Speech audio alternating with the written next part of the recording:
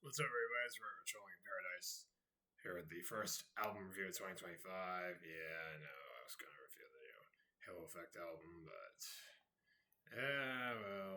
didn't have time, so yeah. Obviously, going to be doing a review of an album that I haven't seen anyone else talk about here. It is the band called Master Sword. The album is called Toying with Time. I gotta go over who Master Sword are before I go over this album. Master Sword is a power metal band from Washington, D.C. They formed in 2013. They're a female front band fronted by Lily Hoy on vocals. She's been there since 2016. Matt Farkas on guitar. He plays bass in the studio. Kojo Kamiya on guitar. And Will Lopez on drums. Though they have a live member with Jay Jericho on drums. So there's that as well.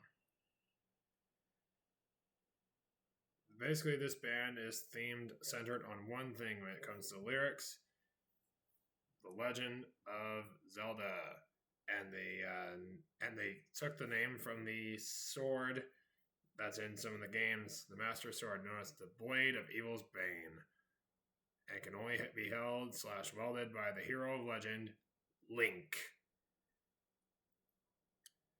So there's that. And now onto the album. Toying with Time is the third studio album from this band. Released on January 17th, it was released independently. Don't know if you can get it in a physical format. I don't think you can. Which is a shame because you can't even get any of their stuff in physical formats. I looked at Bandcamp. I don't know if there's a physical copy anywhere. So yeah. So since their theme is Legend of Zelda, obviously before I go there, I gotta talk about the Shadow and Steel is based on Ocarina of Time. The Final Door,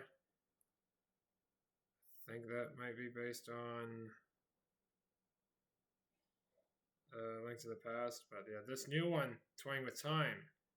This one is based off the sixth installment of the franchise, Majora's Mask, which was released back in 2000 for the Nintendo 64 and has its 25th anniversary this autumn. It was the follow-up to Ocarina of Time. So yeah, there are 8 songs. This album's almost an hour long, 5 minutes long, so here we go. Here we go. Let's get started. We're kicking it off with the Salesman, which is all about the masked salesman at Termina. And he tells you in the game that he needs that Majora's Mask back, otherwise the moon will fall down. Dance of the Demon is about, Majora's Mask, which causes the moon to fall from the sky.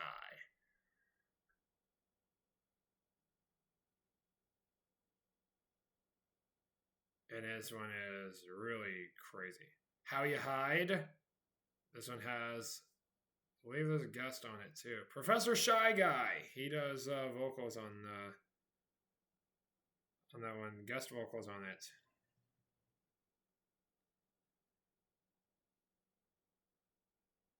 And I believe this one's about trying to avoid being seen at the Deku Palace and the Pirate's Fortress.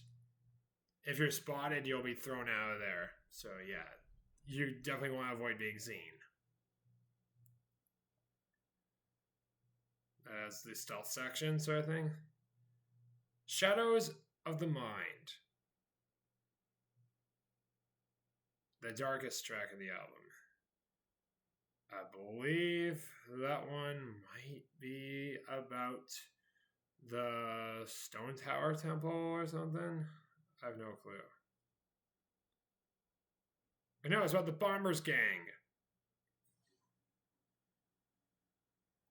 About that guy who tries to steal from that the bomb saleswoman.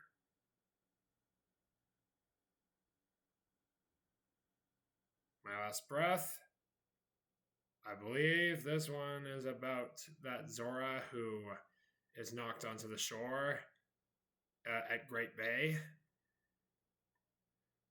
Toying with Time is about the Song of Time, which brings you back to the dawn of the first day, because there are only 3 days before the moon falls onto the town, crushing anything in its path.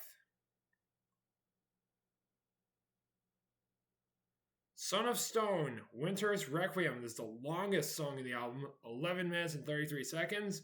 It is a proggy, Dream Theater sounding epic, all about Snowhead, that big mountain. And it's also about Darmani the Third, the Goron who lost everything to save the kingdom.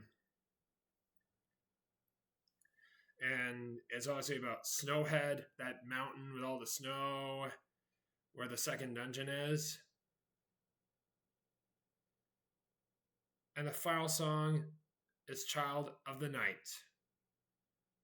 I believe it's about those 2 kids in the town, or it could be out in one of the valleys. Possibly Ikana Valley, which is really freaky, that place.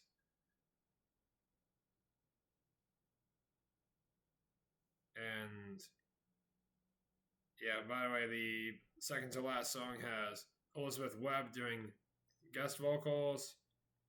And on the 5th track, there's a guest on there. It's 88-bit Rob 88-bit Kovacs. He plays piano on the song My Last Breath.